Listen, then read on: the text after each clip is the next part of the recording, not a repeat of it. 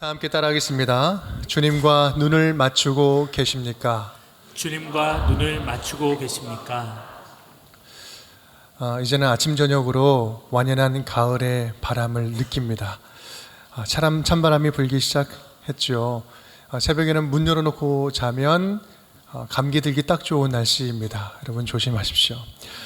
계절의 변화를 맞이하며 우리의 신앙도 깊어지는 그런 변화의 계절이 되었으면 좋겠습니다. 우리가 야고보서 말씀을 지금 함께 보고 있는데 야고보의 따끔한 직설 화법은 오늘도 여전히 계속됩니다. 4장에 이르러서 더 야고보가 작정을 한 것 같아요. 오늘 말씀은 지난 말씀에 이어서 하는 말씀인데 오늘은 좀 호통에 가깝습니다. 가늠한 여인들아 라고 하면서 아주 격앙된 모습으로 이야기를 하죠. 그러면 야고보는 도대체 왜 이렇게까지 강한 어조로 말하고 있는 걸까요? 지금까지 우리가 살펴본 바와 같이 이 야고보 안에 있는 이 복음의 간절함, 믿는 자들, 이 성도들의 바른 믿음을 위해서 강조하는 그런 간절한 부르짖음을 생각하면서 여러분 너무 기분 나빠하지 않았으면 좋겠습니다. 오늘 말씀을 따라가다 보면 야고보를 통해서 들려주시는 하나님의 사랑의 마음이 은혜로 임하게 될 줄 믿습니다. 그렇게 우리들의 신앙이 야고보서의 이 말씀 속에서 더욱더 다시 한번 견고해지는 시간 될 수 있기를 주님의 이름으로 축복합니다. 야고보는 듣는 이로 다소 좀 충격적인 말로 호통을 치죠. 4절 말씀입니다. 우리 밑줄 부분만 함께 읽어볼까요? 가늠한 여인들아, 세상과 벗된 것이 하나님과 원수됨을 알지 못하느냐? 가늠한 여인들아. 여기서 여러분 그 여성분들 기분 나빠하지 않았으면 좋겠습니다. 여기서 여인이라고 하는 것은 이 여인분들에게만 대상을 하고 있는 말이 아니기 때문에 그렇습니다. 성경은 이 하나님과 성도들과의 이 관계를 표현하는데 여러 가지 상징적인 관계로 비유적으로 설명을 하죠. 이 아버지와 아들로 이제 주로 많이 표현을 하고요. 또 어떨 때는 주인과 종으로 표현을 하기도 합니다. 또한 무엇보다 서로 사랑하는 관점에 있어서는 신구약을 불문하고 부부관계로 설명을 합니다. 부부관계로. 그 대표적인 성경의 구약 성경의 예가 호세아서 아닙니까? 호세아. 하나님께서 호세아 선지자를 부르실 때 너의 아내를 그 음녀 그 방탕한 아내, 고멜을 아내로 맞이하라 라고 이야기합니다. 그 아내는 끊임없이 밖으로 나가서 가출을 해서 외도를 합니다. 그런데 다시 데려와서 돈 주고 사오면서까지 그렇게 함께 하라고 하나님이 호세아에게 이야기를 하죠. 여러분 이 호세아를 통해서 보여주는 하나님의 마음은 하나님과 우리 백성들의 관계가 지금 그렇다는 거예요. 그렇게 무한히 사랑하고 조건 없이 사랑하고 그렇게 사랑을 베풀고 있는데 끊임없이 그 음란한 아내처럼 도망치고 외도하고 간음을 저지른다고 있다라고 말하는 겁니다. 그런 의미에서 오늘 4절 이 간음이라는 것은 하나님 없이도 아무런 거리낌 없이 아무런 문제 없이 살아가는 이 성도들의 영적인 간음, 영적인 외도 이것을 지적하는 말인 겁니다. 간음이라는 건 모이케이아라는 단어인데요. 이거는 비혼인 관계인 남녀가 성관계를 맺는 것을 말하죠. 성경에서 이야기할 때 성경적으로 보면 성경에서 부부관계는요 언약에 기초하여 무조건적인 사랑과 충실함이 배타적으로 요구된다라는 거예요. 배타적으로 요구된다. 배타적으로 요구된다는 것이 무슨 뜻입니까? 그것은 바로 이 둘 사이에 부부 둘 사이에 어떤 것도 어떤 다른 인간이 틈타서는 안 된다. 절대 허용하지 않는다라는 것을 말하고 있는 거예요. 이렇듯이 하나님과의 우리 백성들과의 관계도 신실한 부부관계와도 같은 것이다 라는 겁니다. 남편을 버리는 여자나 아내를 배신하는 남자처럼 하나님보다 세상을 더 사랑하고 또 하나님과 세상을 둘 다 겸하여 사랑하는 이러한 영적인 양다리 걸치는 것을 단호하게 지적하면서 호통치고 있는 거예요. 이건 절대로 그래서는 안 된다. 강한 어조로 야고보는 지금 얘기하고 있는 거죠. 누구에게요? 성도라고 하면서 버젓이 하나님보다 세상을 더 쫓아가고 더 사랑하는 성도들을 향해서 말입니다. 여러분 우리는 이러한 야고보의 관심, 이 관심사에 집중해야 합니다. 즉 야고보는 참된 성도는 교회에서 무엇인가 일을 잘 해내는 그런 기능인이 결코 아니다라는 말씀이에요. 그것은 정말 중요하지 않다. 하나님과의 관계에 있어서 영적인 외도를 범하지 않는, 영적인 간음을 범하지 않는 성도가 진짜 성도다라는 것을 말합니다. 무늬만 크리스찬이 아니라 하나님과의 친밀함을 다른 어떤 것에도 빼앗기지 않는 것, 그것이 진짜 크리스찬다운 크리스찬의 모습이다라는 말이죠. 그런 면에서 야고보는 성도들의 어떤 능력을 기대하기보다 우리 성도들, 저와 여러분 이 자리에 있는 우리들의 기본적인 신앙의 태도와 자세를 중요하게 보고 있는 것입니다. 오늘 4절에서는 전체적으로 그것을 더 선명하게 설명을 해주고 있죠. 함께 읽어볼까요?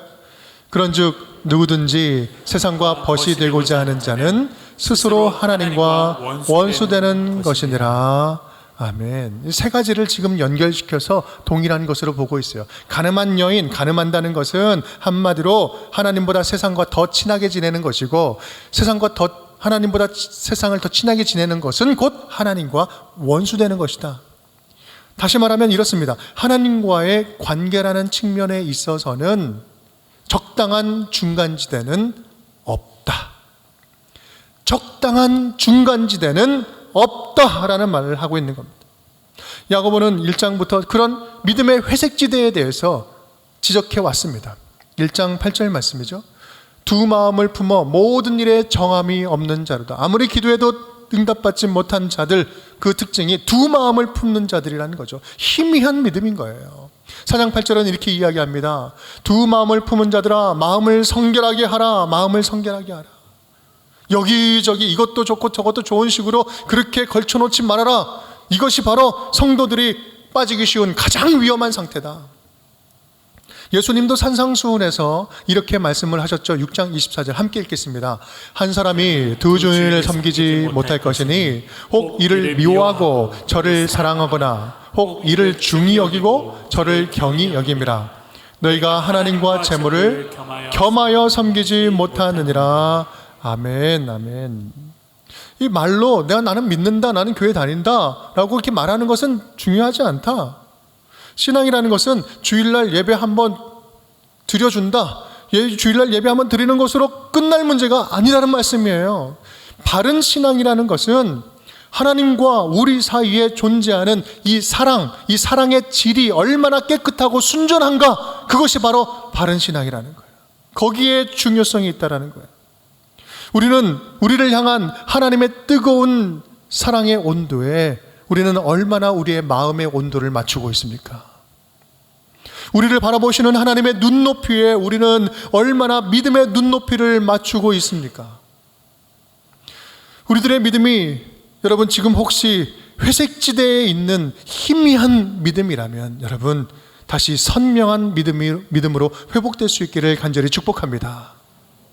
하나님의 사랑을 느끼지 못하게 하는 영적인 불순물들이 하나님과 내 사이에 그러한 방해물들이 있다면 순도 100%의 믿음, 100%의 믿음을 회복하는 말씀의 시간이 되기를 간절히 바랍니다. 물론 우리가 여기서 잊지 말아야 할 분명한 사실도 있습니다. 그것은 하나님을 주인으로 모시고 살아간다고 해서 세상에 있는 모든 것들, 하나님이 우리에게 주신 세상 모든 것들을 무조건 다 버려버리고 배격하라 라고 말하는 것은 결코 아닙니다. 하나님과의 관계를 방해하는 불순물, 가운데 껴있는 불순물을 제거하라는 거죠. 하나님보다 더 사랑하는 것을 버리라는 이야기죠. 우리는 이 세상에 발을 딛고 살아가는 하나님 나라 백성입니다. 하나님 나라 신분으로 살아가지만 발은 이 땅을 딛고 살아가고 있는 거예요. 그래서 우리는 이 땅의 모든 것들, 우리에게 허락하신 이 땅의 모든 것들의 가치에 대해서 분명하게 다시 한번 제대로 분별하고 알 필요가 있어요. 그것들의 가치를 분별할 줄 알아야 돼요. 참된 이것들의 가치를 발견하고 그것을 하나님 나라를 세우는데, 하나님이 기뻐하시는 그 일들 가운데 본연의 목적, 하나님이 주신 그 목적을 온전히 살려서 제대로 된 창조 목적대로 사용하도록 하는 것, 그것이 바로 우리 크리스찬들이 가지고 있는 이 세상을 살아가는 우리들의 사명이다라는 말씀이에요. 여러분, 수능이 얼마 남은지 아십니까? 수능 74일 남았습니다. 지금 이제 시험 치르는 아이가 있는 가정에서는 이제 적정히 좀 알고 계실 수 있는데요. 입수생들은 이제 본격적으로 다음 주부터 수시 접수가 이제 시작이 됩니다. 본격적으로 시작되었죠. 저도 이제 고3 아빠가 되다 보니까 예전엔 잘 모르던 것들을 또 알게 되고 그러더라고요. 제가 느낀 점이 있다면 이제 아이와 함께 고민하고 학교에서도 보고 이렇게 고민하면서 느낀 점이 있다면 와, 우리 때하고는 비교할 수 없을 정도로 복잡해졌다. 얼마나 복잡한지요. 여러분 아세요? 시험 공부하는 것도 바쁠 텐데 이 시험을 치르는 방법을 공부하는 것도 더 신경 쓰이더라고요. 얼마나 복잡한지 모릅니다. 뭐 끄덕끄덕 하시는 분들 계시죠. 네. 그리고 또 우리 애들 정말 수고 많다. 매년 느끼는 거지만 이때 정말 아이들의 그 결실을 맺는 과정이 쉽지 않은 과정이다. 그런데 여러분, 우리가 살고 있는 이 입시라는 현실 앞에서 경쟁의 끝판왕이라고 할 수 있는 이 대입제도가 지극히 세상적이고 지극히 세상에 경쟁적이라고 하여서 무작정 거부하여서 될 일입니까? 아예 이것을 터부시하고 나는 그렇지 않아 라고 그냥 떠난다고 끝날 일입니까? 교회만 잘 다니면 된다고 말하는 것이 우리 크리스찬 부모로서 할 가장 최선의 말일까요? 하나님의 자녀로서 우리 입시를 바라보는 바른 가치관이 있다면 무엇이겠습니까? 여러분, 그것은요, 이 대학 입시라는 이 세상의 과정을 통해서 하나님께서 각자 한 사람 한 사람 우리 아이들에게 주신 그 은사를 찾고 개발하고 또 하나님이 이 땅 가운데 이루시는 하나님의 비전을 함께 나의 비전 속에서 함께 하나님의 비전 속에서 나의 비전을 찾아가는 것, 그렇게 하나님의 자녀로 이 세상을 변화시키는 일꾼으로 조금씩 다듬어져 가는 거 아니겠어요? 그렇게 세상 가운데 주눅들지 않고 당당하게 세상을 향해서 믿음의 가치관을 가지고 하나님의 자녀답게 당당하게 첫 발을 내딛도록 하는 것, 이것이 바로 크리스찬 부모로서 크리스찬 선배로서 해야 할 이야기들 아니겠습니까? 물질관도 마찬가지예요. 물질이 굉장히 세속적인 것이니 더 남김없이 나눠주고 버리고 다 없애라는 말이 아니잖아요. 우리가 강조하는 것은 극단적인 이분법적 논리가 아니라 하나님보다 더 사랑하는 물질, 하나님보다 더 귀하게 여기는 세속적인 것, 가치관, 그 가치관을 버려버리고 하나님 나라 가치관으로 이 세상을 잘 경영하라는 말씀 아니겠어요? 그래서 그렇기 때문에 우리는 더욱더 우리들의 믿음이 순도 높은 믿음, 순전한 신앙으로 이 세상을 살아내야 한다라는 말씀인 것입니다. 사랑하는 여러분, 금이라고 금이 다 아니잖아요. 금박도 있고 금색, 색종이도 있어요. 얼마나 높은 순도를 품고 유지하느냐가 그 금의 가치를 결정하는 것처럼 여러분의 믿음의 순도, 여러분의 신앙의 순도는 얼마나 되십니까? 얼마나 순전한 믿음으로 주님을 섬기고 있습니까? 순도 몇 프로 정도 되십니까? 하나님을 향한 우리의 태도가 희미하면 희미할수록 세상의 유혹은 더 크게 다가옵니다. 주님을 향한 우리의 믿음이 희미하면 희미할수록 세상의 유혹은 더 강력하게 우리를 침투해 들어옵니다. 단호하게 끊어내지 못하니까 만만하게 보고 계속해서 유혹하는 거 아니겠어요?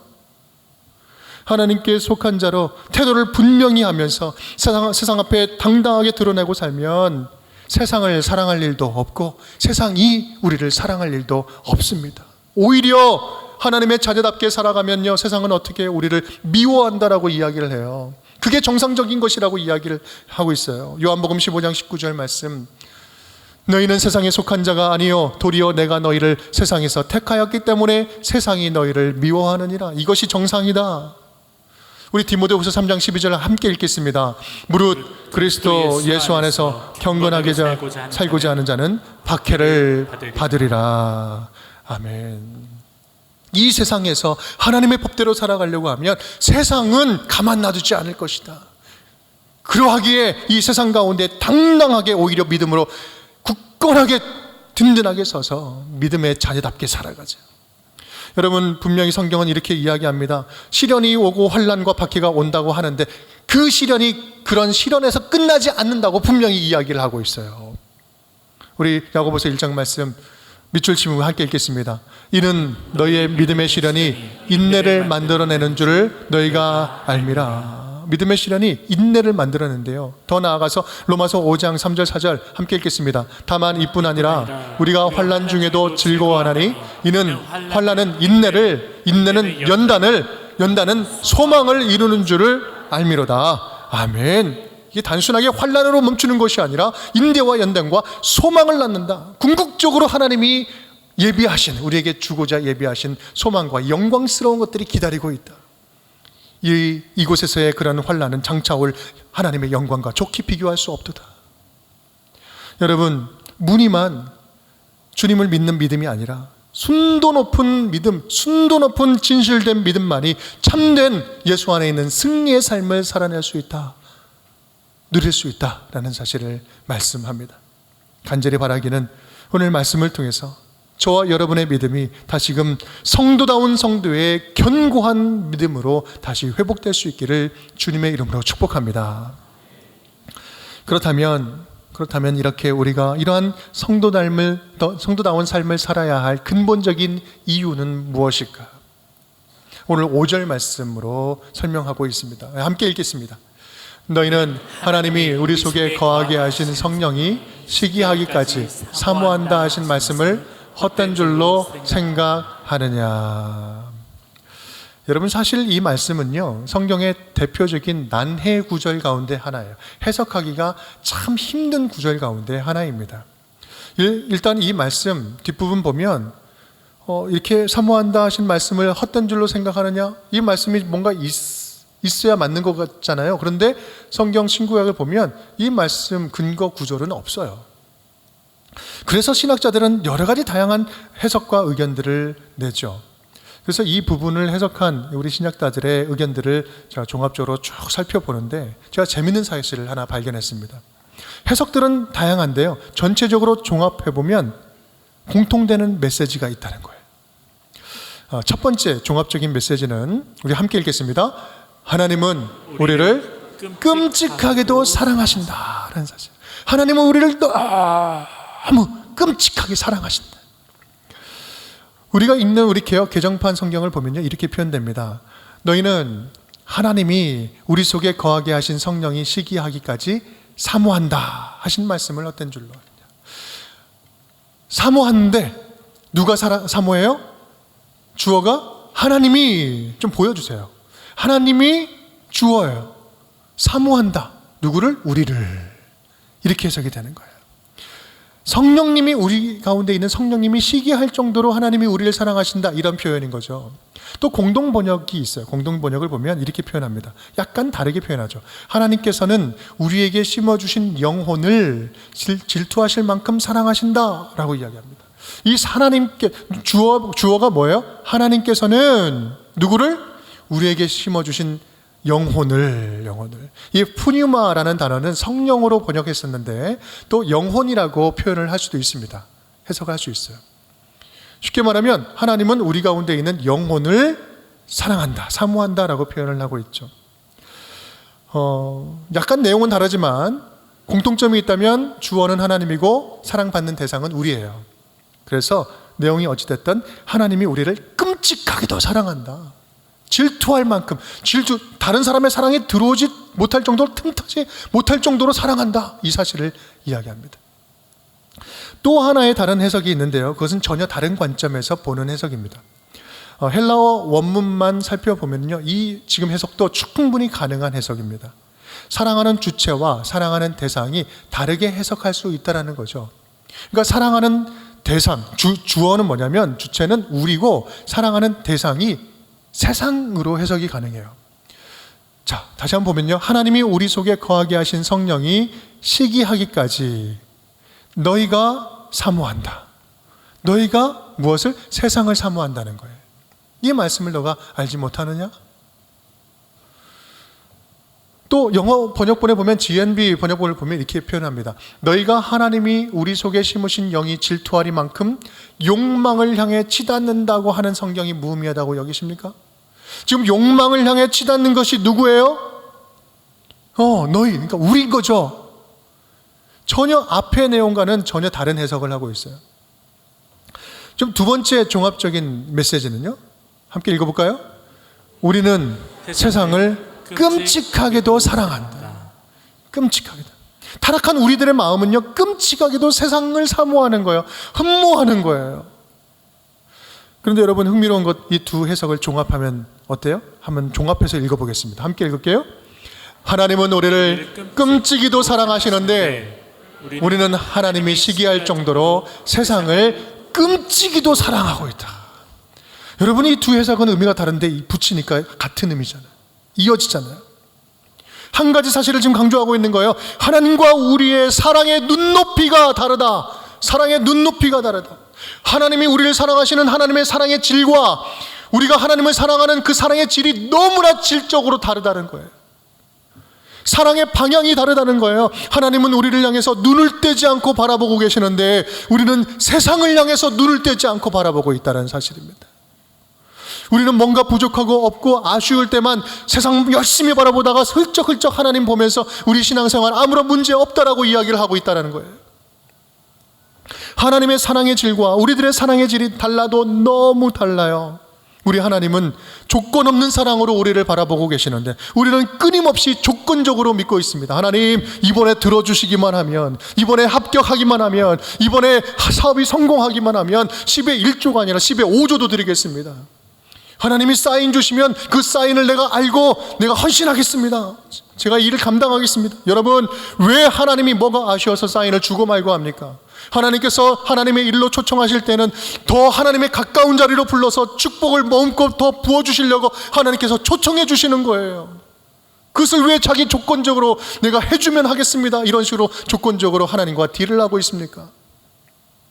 하나님의 사랑과 하나님을 향한 우리의 사랑의 결과질이 달라도 너무 다르다. 지금 그 이야기를 하고 있는 겁니다. 이런 우리들의 신앙의 현실을 제대로 이해할 때 비로소 그 다음 구절에 나오는 6절 말씀, 이 6절 말씀을 우리는 온전히 이해할 수 있게 됩니다. 함께 읽겠습니다. 그러나 더욱 큰 은혜를 주시나니 그러므로 일렀으되 하나님이 교만한 자를 물리치시고 겸손한 자에게 은혜를 주신다 하였느니라. 아멘. 우리는 그렇게 하나님의 사랑의 질과 결이 너무나 달라서 하나님과 결코 만날 수 없고 교제할 수 없는 존재임에도 불구하고, 그러나 주님께서 더욱 큰 은혜를 주시나니, 주님께서 큰 은혜를 주심으로 말미암아 하나님과 온전히 끊임없는 교제와 사랑을 나눌 수 있도록 주님께서 허락해 주셨다라는 거예요. 사랑으로 만날 수 없는데 하나님께서는 큰 은혜를 부어주셔서 사랑으로 돌이켜서 끊임없이 교제하시고 사랑하시고 하나님을 은혜를 부어주실 길들을 허락하시고 열어주셨다. 여러분, 더욱 큰 은혜라는 게 뭡니까? 죄로 죽은 모든 인생들을 하나님과 연결시켜주는 구원의 선물 아니겠습니까? 십자가에서 모든 죄와 사망의 권세를 허물어 버리시고 예수 그리스도 허물어 버리신 예수 그리스도를 믿음으로 고백하는 자에게 모든 죄의 문제를 죄사함으로 해결하시고 하나님의 자녀가 되게 하는 이 구원의 선물, 관계가 회복되는 것, 여러분, 이것처럼 큰 선물 어디 있습니까? 하나님의 자녀가 되어서 하나님의 것이 다 내 것인 것처럼 살아갈 수 있는 이 놀라운 특권, 이것처럼 큰 은혜가 어디 있어요? 바로 예수 그리스도 안에 그 은혜를 담아서 우리에게 이미 주셨다라는 말씀이에요. 우리는 그 은혜가 있어서 지금 하나님의 자녀로 축복을 누리고 있는 거 아니겠습니까? 예수 그리스도의 그 십자가의 은혜가 하나님의 사랑을 사랑답게 받게 하고 누리게 하고 하나님과 교제를 가능하게 했다라는 말씀이에요. 그래서 우리는 하나님의 자녀가 되어서 그 은혜를, 풍성한 은혜를 누리고 있는 것입니다. 여러분, 그런데 이러한 은혜를 누구에게 주신다고요? 누구에게 주신다고요? 오늘 6절 말씀을 보면 이 지금 은혜가 어떤 은혜인지를 설명하기보다 이 은혜, 이런 은혜를 누구에게 주시는가를 강조하고 있습니다. 우리 뒷절 말씀 우리 함께 읽어보겠습니다. 밑줄 친 분만 읽겠어요. 하나님이 교만한 자를 물리치시고 겸손한 자에게 은혜를 주신다 하였느니라. 아멘. 이러한 은혜는 겸손한 자에게 하나님께서 주고 계신다. 겸손한 자만이 은혜를 은혜답게 받을 수 있다는 거예요. 베드로전서 5장 말씀, 다 서로 겸손으로 허리를 동이라. 하나님은 교만한 자를 대적하시되 겸손한 자들에게는 은혜를 주시느니라. 겸손한 자들에게 은혜를 주신다. 사랑하는 여러분, 하나님 없이도 그럭저럭 살만하네, 그럭저럭 살만하다 라고 생각하는 성도님들이 지금 이 자리에 혹시 계십니까? 그렇다면 그럼 예수 믿는 분이 아니에요. 아직 우리는 믿음이 있다고 볼 수 없습니다. 왜냐하면 하나님의 존재감을 영으로 만드는 거잖아요. 하나님 필요 없어.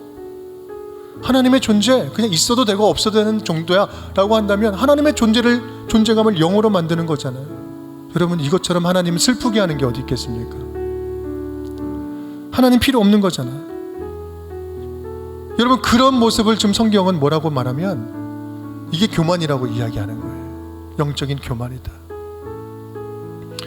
여러분, 또 하나님을 믿는다고 하지만 결정적인 순간이 오면, 위기의 순간이 오면, 이것은 세상적인 방법을 충분히 선택할 수 있어. 원래 세상은 그런 것이야. 이게 지혜인 거야.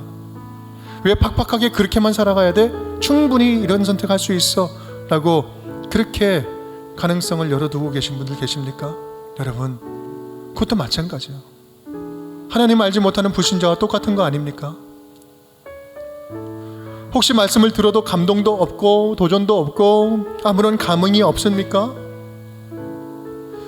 주님 아니면 나는 한순간도 살 수 없습니다. 주님께서 들려주시는 그 위로의 음성이 아니면 나는 낭망하여서 지쳐서 아무것도 할 수가 없습니다. 주님 주시는 말씀의 기준을 말씀이 기준되지 않으면 이 요동치는 세상 속에서 나는 아무런 기준도 갖지 못하고 나는 흔들림에서 살 수밖에 없습니다. 주여 도와주시옵소서. 주여 함께해 주시옵소서. 우리 안에 이러한 겸손함이 회복되지 않으면 말씀은 절대로 우리에게 능력으로 임하지 않습니다. 아무리 말씀 많이 듣고 우리가 믿는 사람처럼 살아간다 할지라도 말씀의 능력을 경험할 수가 없어요. 철저하게 주님 앞에 겸손하게 무릎 꿇고 주님을 갈구하는 자, 그들에게 하나님의 말씀의 능력이 임하는 거예요. 여러분, 우리 하나님은 지금도 우리와 눈빛을 마주치려고, 그 시선을 마주치려고 우리에게 찾아 내려와 우리를 바라보고 계신 줄 믿습니다. 세상에 눈과 귀와 마음과 모든 관심을 빼앗긴 저와 여러분을 다시 주님께로 돌이키려고 오늘도 하나님은 말씀으로 우리에게 찾아오고 계신 줄 믿습니다. 저와 여러분을 하여금 성도다운 성도가 되게 하시려고 지금 이 야고보 말씀을 통해서 당신의 사랑을 보여주시고 지금 우리의 마음을 두드리고 계신 줄 믿습니다. 오늘 이 야고보 말씀이 겉보기에는 막 소리 지르고 호통치는 것 말씀처럼 보이지만 이 말씀은요, 다시금 우리를 향한 하나님의 사랑이 얼마나 큰지, 우리를 바라보시는 하나님의 그 사랑이 얼마나 위대한지, 우리를 얼마나 극진히 아끼고 사랑하고 열렬히 사랑하시는지, 질투하는 사랑으로, 시기하는 사랑으로 우리를 바라보고 계시는지 그 사랑을 알려주시는 말씀인 줄 믿습니다. 오늘 이 말씀을 통해서 순결한 부부가 서로 뜨겁게 열렬히 사랑하는 것처럼 오늘 주님과의 그 사랑, 순결한 부부의 사랑으로 다시 한번 주님 앞에 나아갈 수 있기를 간절히 바랍니다. 그리고 지금까지 우리가 받은 은혜, 사랑, 여러분 한번 다시 세어보았으면 좋겠어요. 받은 복을 세어보아라. 받은 복을 세어보아라. 무한한 은혜와 축복을 기억하게 될 것이다.